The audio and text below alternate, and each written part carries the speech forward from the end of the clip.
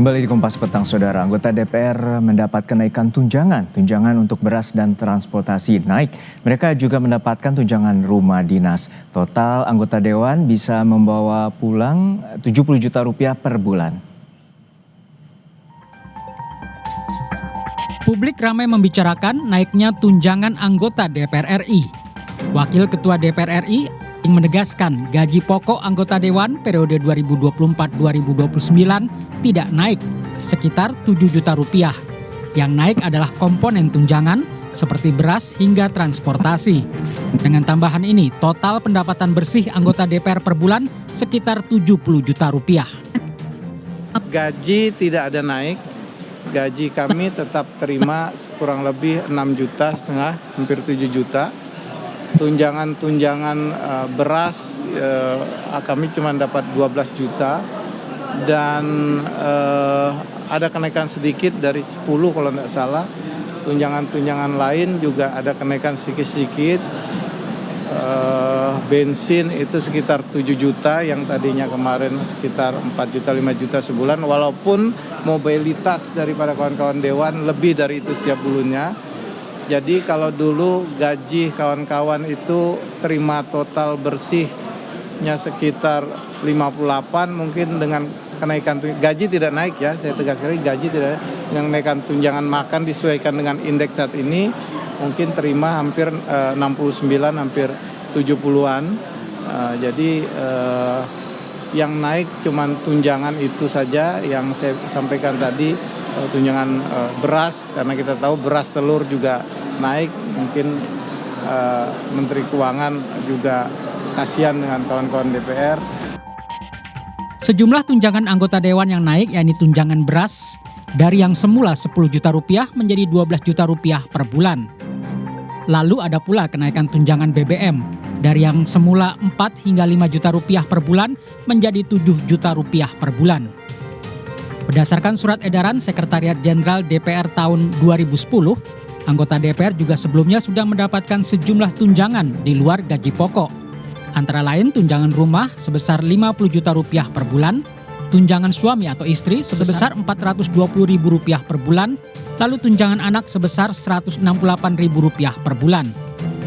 Selain itu, ada pula tunjangan jabatan sebesar 9,7 juta rupiah per bulan, lalu tunjangan komunikasi sebesar 15.554 ribu rupiah per bulan, dan tunjangan kehormatan sebesar 5.580.000 rupiah per bulan.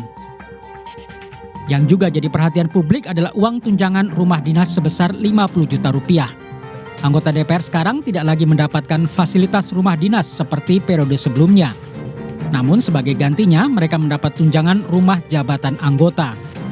Wakil Ketua Komisi 3 DPR Ahmad Sahroni mengatakan pemberian tunjangan 50 juta rupiah lebih baik dan efisien daripada mendapat fasilitas rumah dinas. Menurutnya, laporan dan penghitungan dari Setjen DPR, biaya pemeliharaan rumah dinas per tahun jika ditotal bisa mencapai ratusan miliar rupiah.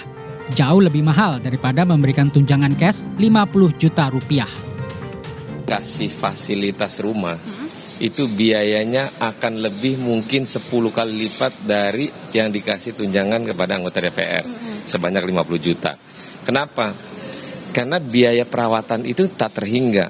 Ya, banyak rusak AC lah, perlengkapan di dalamnya. Kenapa waktu itu banyak yang kasih masukan lebih baik dikasih tunjangan tunai, di mana tidak memberatkan negara agar posisinya tidak anggaran negaranya tidak terganggu.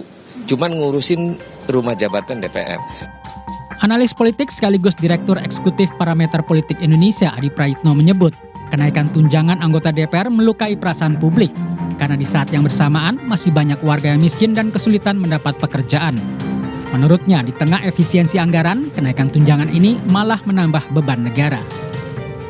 Yang kedua tentu saja adalah soal di tengah efisiensi yang dilakukan oleh pemerintah, di tengah pengetatan anggaran yang terjadi di mana-mana, tunjangan-tunjangan yang diberikan kepada yang mulia anggota Dewan dalam banyak hal ini mengkonfirmasi betapa ada disparitas yang cukup jauh antara pendapatan yang dimiliki oleh anggota Dewan dengan rakyat yang ada di bawah. Naiknya tunjangan anggota dewan juga diprotes warga. Mereka menilai kenaikan tunjangan ini tidak sebanding dengan kinerja DPR.